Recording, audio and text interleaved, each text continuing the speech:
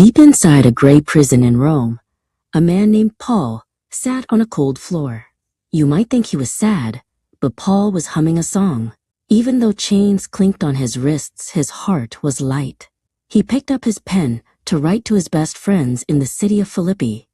"I thank God every time I remember you," he wrote, his face glowing with a smile. He wanted them to know that even in hard times, Jesus gives us a joy that never runs out. Paul wasn't alone in Rome. His young helper, Timothy, was there to bring him extra ink and food. Paul looked at Timothy and said, "The things that happened to me are actually helping more people hear the good news. Even the guards are curious about Jesus." He wrote to the Philippians that for him, living was all about Jesus, and that gave him more courage than a whole army of soldiers. Suddenly, there was a knock at the heavy door. A traveler named Epaphroditus had arrived all the way from Philippi. He was tired and dusty, but he carried a special gift of money and supplies from the church. Paul's eyes filled with tears of gratitude. "You have always been such good partners," Paul told him. Epaphroditus hugged Paul, bringing the warmth of their friendship into the chilly cell. Paul asked Timothy and Epaphroditus to listen as he read what he had just written.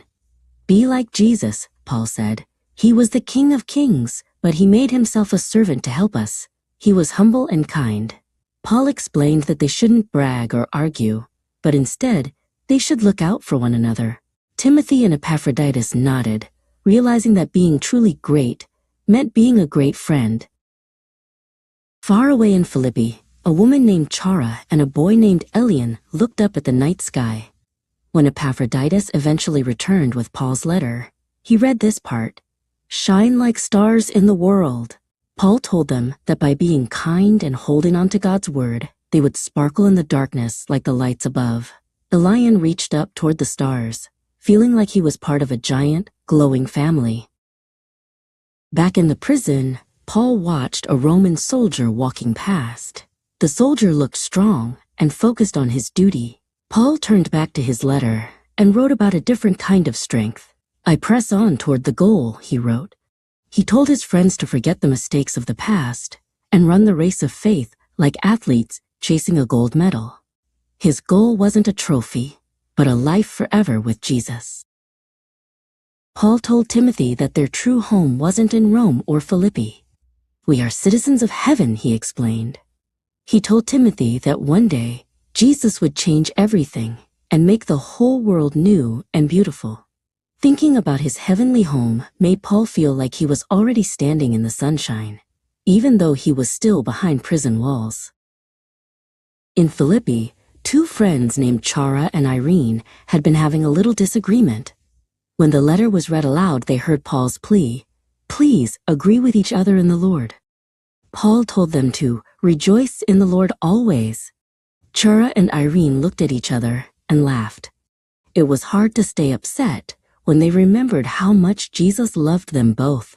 They shook hands, choosing peace over being right.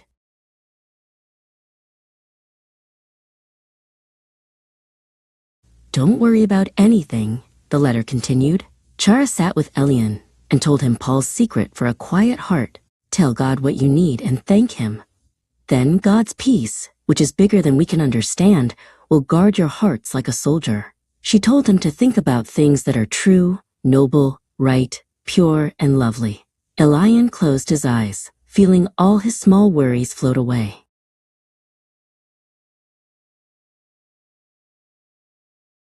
As Epaphroditus finished reading the letter to the crowd, he shared Paul's most famous words: "I can do all things through Christ who strengthens me."